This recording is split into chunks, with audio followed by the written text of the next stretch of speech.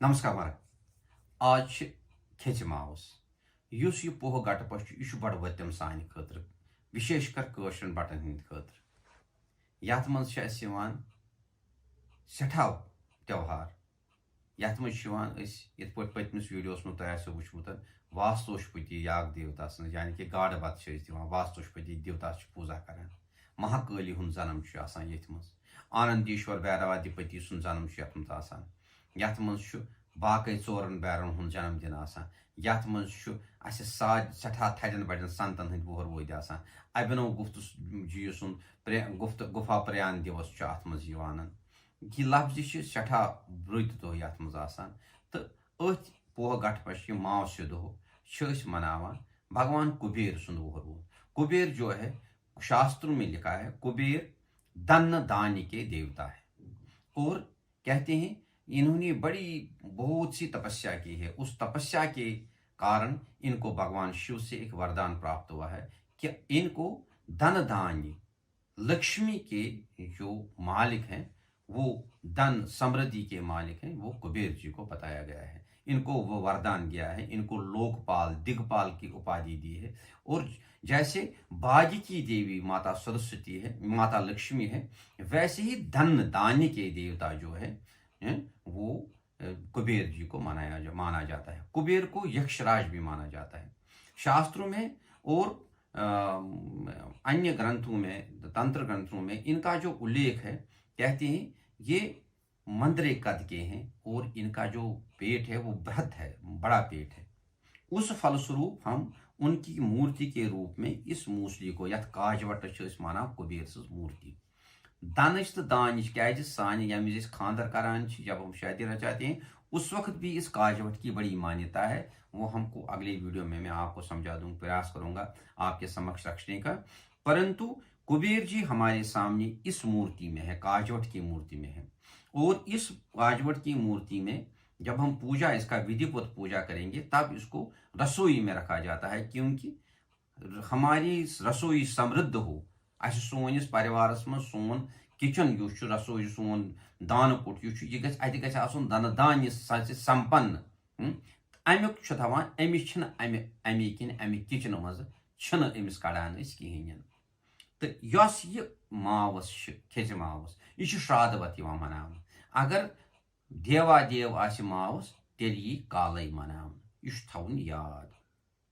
भगवान कुबेर दपान शिव भगवान शंकर से यमिस धन धान्य तो समृद्धि हूं आधिपत्य वरदानस मज दुत, तब जो विश्वकर्मा है उनको आदेश मिला भगवान शिव से इनके लिए एक पुरी का निर्माण किया जाए। और उस पुरी का जो है कैलाश के समीप ही उसी पुरी का निर्माण हुआ है, उसको कहते हैं अलकापुरी।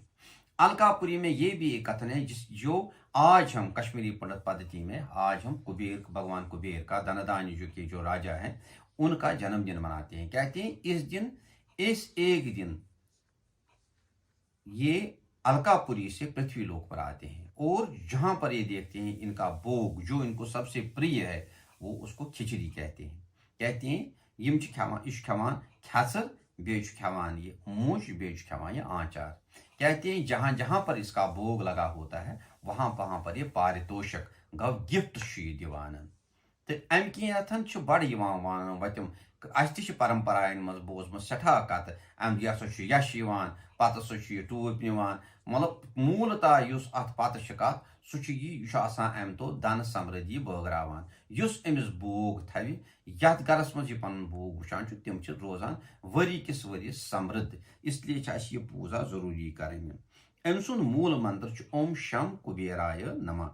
करो सत करो पूजा अमिस लोकपाल सज तो सत वन बह मज मज क्या कत यमी कह पूजा करो तम विज गु दुप तो रतन देव दजान। यह मे ब्रोट त वोनमुत क्या दुप तो रतन देव सान पूजाय हर कुन पूजाय साक्षी।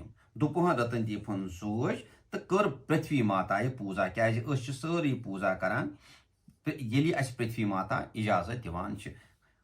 ओम अस्य आसन शोधेन मंत्र से मेरु प्रशीरचि सुतमो छंदा कूर्मो देता आसन शोधेन विनियोगा।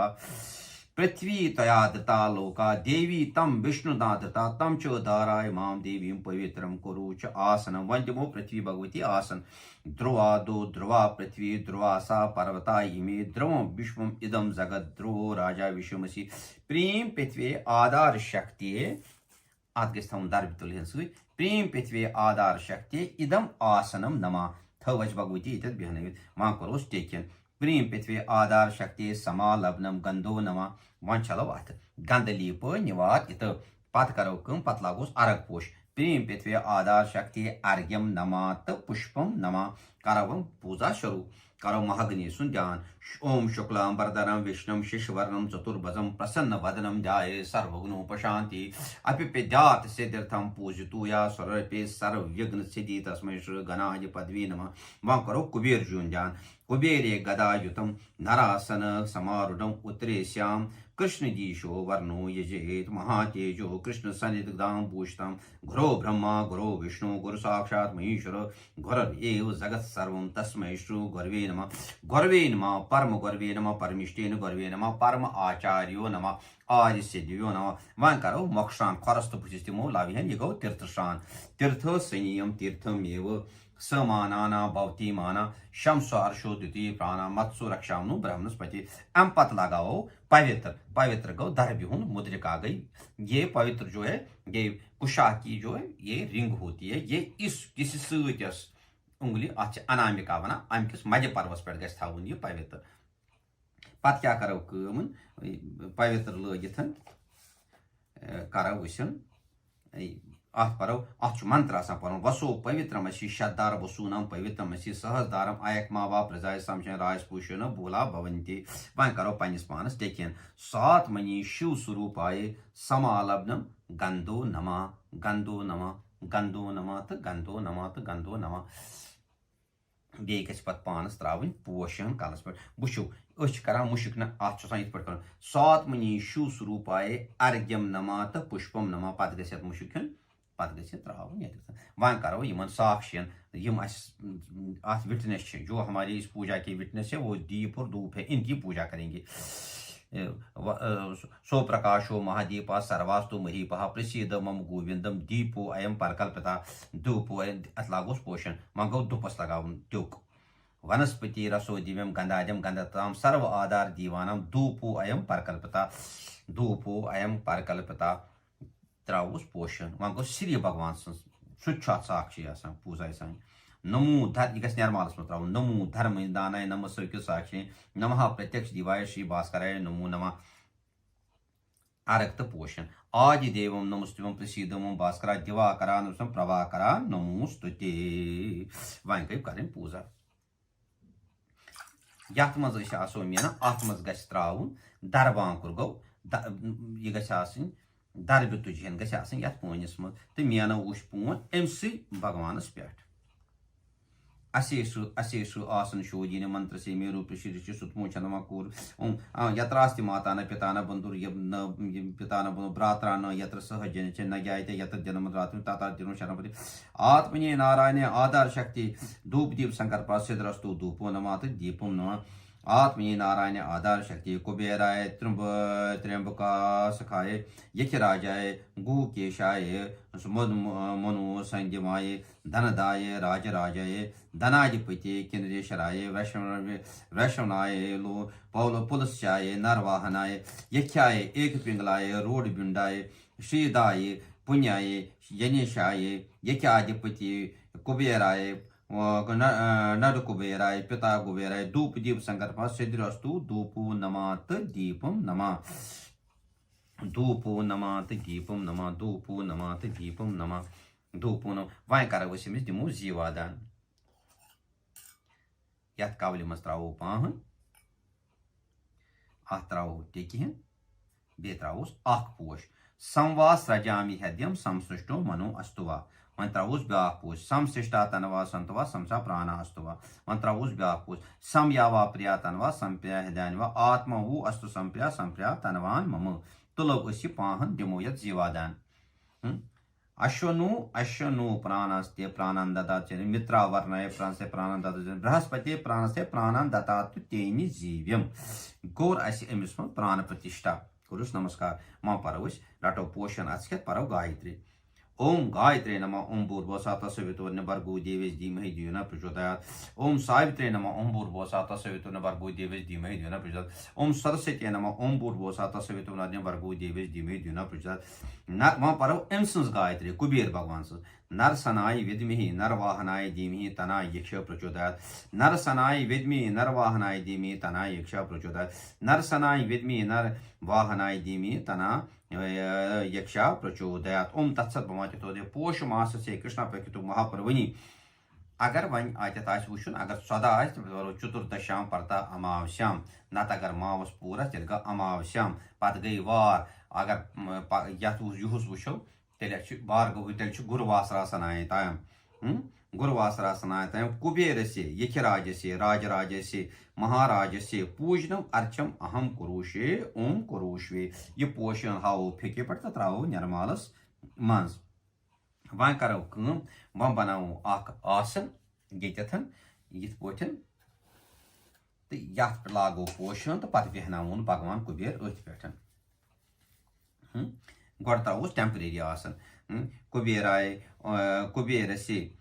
कुबेर से यखराज से कुबेर से यखराज से राजराज से महाराज से पूजनम इदम आसनम नमा पत हमोस में इजाजत ऐसा करो पूजा कुबेर से यखराज से राजराज से महाराज से पूजनम अर्चम पूजनम कुरियात पूजनम युष्मानम पूजयामि ओम पूज्य वहाँ करोस आवाहन कित पोचन कुबेराय गदायुतम नरसन समारूढ़ दीशी व्यजेत कृष्णवर्णो महातेजम कृष्णाय सनिध पूषणम बलियम पुष्पम स्वरूचे वो दोपो अयम प्रतिग्रहताम दोस आवाहन दोपो अयम वह छलोस बुथ छलने खतर क्या करो रटो इत पोचन यह गो थवन हमेशा याद ये कंस तीस बुथ छलन तो या पाद आसन छलन यह गि अभिमंत्र जाल कर पे पाहन पामट पोर यथ ओम शमनो देवीर अविष्टयो आपो भवंत पीत्योर शम्योर अभे स्रवंत त्रो वापस यम वि पाद आसन छलन अम वि गि त्रावन लाजा गई लाई फुल यम लाई फुल अत पनिस गि पे त्रावन लाई फुल सर्वशुद्धि गई यह हर कुछ भगवान खोर छान यम 5 चीजों पान दरबांकुर गो यह सा यह दरबिब तुल बे गई सर्वशुद्धि बे गो कुमकुम गो सिंदूर त्रावान कुमकुम लाजा कुमकुम चो सर्वशुद्धि समन्वता दरबांकुरम जलम चो एत पाद्य लक्षणम यमो 5 चीजों मिश्र सो भगवान पाद छलन अत भगवंता पाद्यम ही भगवान बह पाद त्रोवस पे पान यह सा यह कुबेराय गदाय कुबेराय धनदाय राजराजेश्वराय महाराजे यश्वेश्वराय पाद्यम नमात पाद्य शीशो निवात यह अत पे बचोमुत सह गि त्रो निरमालस मज बे नौ पाहन इथे पे पान रटन इत पे मे बुथ छलने खतर तथ वन अर्घ ओम शमनो देवीर अविष्टयो आपो भवंत पित्योर शम्योर अभे स्रवंतना ये कंस भगवानस अमस योत ये कंस भगवानस बुथ छलन तथ 8 चीज त्रावन आ गो पून आपा बे गो खीरम गो ओम दुध आपा खीरम पत बे गो जामु दुध बे गई गवर रचन बे गई तुमल फलिहन बे गई ब्रे रचन यह गई ब्रे बे गई सरशप पीथन बे गो सरशप रचन बे गई त्रावन वुश्क फलिहन यम गई 8 ओम दुध जाम दुध ग्याव पून दरब ब्रे सरशप वुश्क प्यूंत तो यह सा यह क्या दपान दरबांकुर यमो 8 चीजों सह भगवानस बुथ छलन हर कंस भगवानस भगवंता रटो यह अथ सेत गढ़ पे करो भगवंता अर्घ्यम बह छल बुथन क्या कोर परवन कुबेराय धनदाय यख्याधिपति अर्घ्यम नमात वन गो अमिस द्रव्य यम गो शद जल सत कर मंत्र बूट कन कुबेराय धनदाय यख्याधिपति आचमनियम नमा मंत्र गूढ़कम परकल्प्यामे नमा आचमनियम नमा तो आचमनियम नमा आचमनियम नमा तो आचमनियम नमा वन गई वन गोस पत गो अम पत गस करन अमिसन अख पोषण कुबेराय धनदाय यख्याधिपति इदम यज्ञोपवीतम निमितम अर्प्यामी नमा पत गो कुबेराय धनदाय यख्याधिपति वस्त्रम परकल्प्यामी ना त्रावान यमो बदलो पोषण सदाय सान पत गोस करोस टेकिन कुबेराय धनदाय यख्याधिपति समालवनम गंधो नमा कुरुस टेकिन पत शोल अथ पत लोगुस अरग पोश कुबेराय धनदाय यख्याधिपति अर्घ्यम नमा तो पुष्पम नमा योर गछ आसुन दतन दीप तो तुप तैयार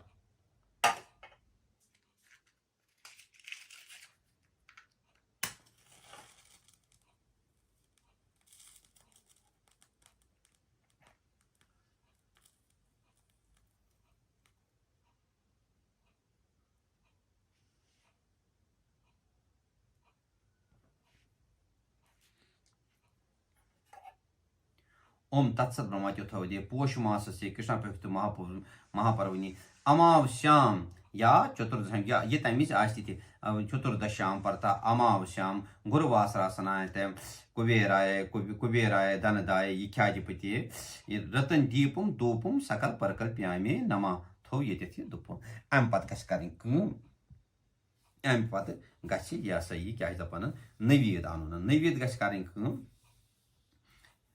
तम ब्रोट गछ कुबेराय दखिनाय तिल हरने रजत निश करने ददान अत गछ त्राउन पोश पीथन ददान अमि खतर कि यह मे दखिनाहन अम पत गछ करें अम पत गछ अकिस थालस मज अन नवीद हन अन अत कर सारवी गरक्यो बोसो थपि तो कोर अत गो नवीद मंत्र पर्न अमृतेश मुद्राय अमृतम कृतम अमृतम अस्तम अमृतम नवीदम सावित्राणि सावित्र से देवसे सावित्र प्रश्न अश्नु बहुव्यम प्रश्न आदि महागव्य कुमारे शेषर से लक्ष्मी विष्कर्णी द्वार प्रजापति ब्रह्म कलश देवा ब्रह्मा विष्णु मोशे देव चातुर्ष संचय रथपति नारायण दुर्ग पोषे प्रया सहिताय अनंताय वागीश्वरी सहिताय वागीश्वरी सहिताय अग्निशादिदेव पितृगण देतव्य वासुदेवाय भगवती वासुदेवाय सीता सताय रामचंद्र राधा सताय श्री कृष्ण दश अवतारेभ्यो सहस्रनाम विष्णु लक्ष्मी सताय नारायण भवाय देवाय राजपति उग्रादिवाय भीमादि महाजय ईशान्य ईश्वर उमा सताय शिवाय ओम जुम सा शिवाय महामृत्युंजय पटारकाय महाबलेश्वराय पार्थी सहिताय परमेश्वराय विनाकाय कृष्ण गजानाय लंबोदराय बासनाय हिरण्यवाय आकनाय विघ्नेशाय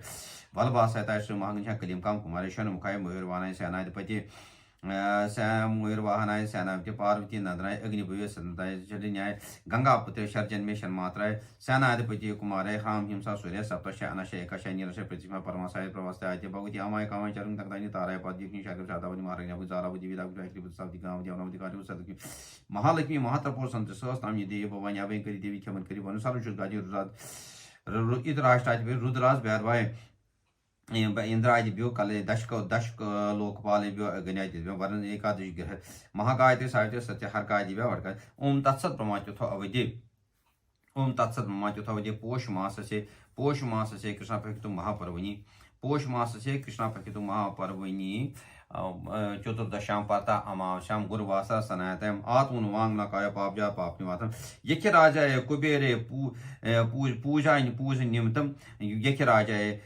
यस कुबेराय संतोषनार्थम ओम नमो नैवेद्यम नैवेद्यामे नमः ये नैवेद्यन गई सायनी बोसन खें वन गई युस अस एमिस ये करवन आसान अन कर समर्प्यामि याद गस दशवे अथवा थाप कर यक्षराज महाभागम सर्वभूत दयाकरम शवसेनाय समादेव ग्रहान मृतक चोरुम यख्याय यक्षसेनाधिपति कुबेराय पंचक अनम समर्प्यामि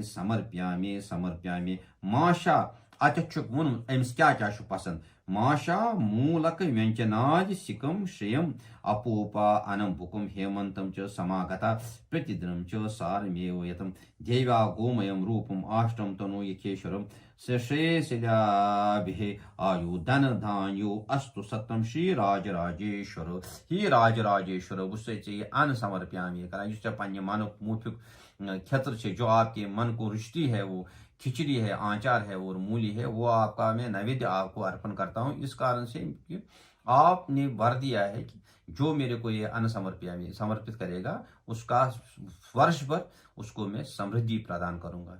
इसी प्रार्थना से हम आपको ये अन्न समर्पित, मंत्रहीनम क्रायहीनम पति भक्तिहीनम सुरेशम यथ पूजता माया देव परिपूर्णम देह सौभाग्यम आरोग्यम देहि मे परम सुखम रूपम देह जयम देह यशो देह दुष्य।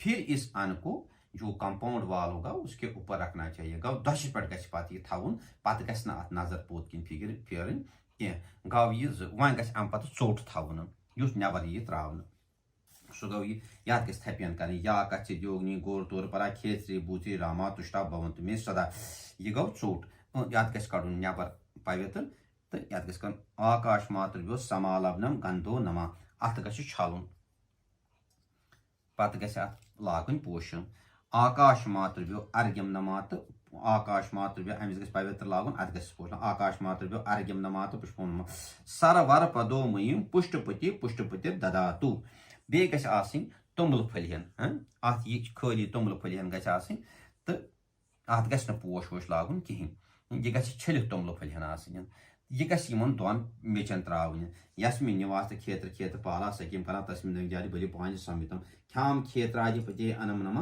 राम राष्ट्राधिपति अनम नमा यह गि त्रावन यम सनि वार बनान यम जो पीस गसन तिमन मज त्रावन तो यम ना त्रावन तिम ते त्रावन यह चोट नबर यह गो पत गि रटन पोषण अथन आपन्नोस्मि शरणोस्मि सर्वास्तु सर्वदा भगवंतम प्रपन्नोस्मि रक्षमाम शरणागत उभाभ्याम जानभ्याम पानभ्याम शरसा बुरसा वैसा मनसा नमस्कारम कुरुमि नमः। यह गई संक्षिप्त पठन खेचमावसी हज पूजा इथे पट गि दीश काल व्यतीत गि संक्षिप्त पूजा करें। इससे क्या होगा, ये जो यक्षराज को जो हम जो भोग लगाते हैं इसके फलस्वरूप हमको यक्षराज से जिनको भगवान शंकर से वर प्रदान है हमको क्या वर्ष भर समृद्धि प्रदान होगी। ह्योत फ्रूज निर्नवरी। नमस्कार।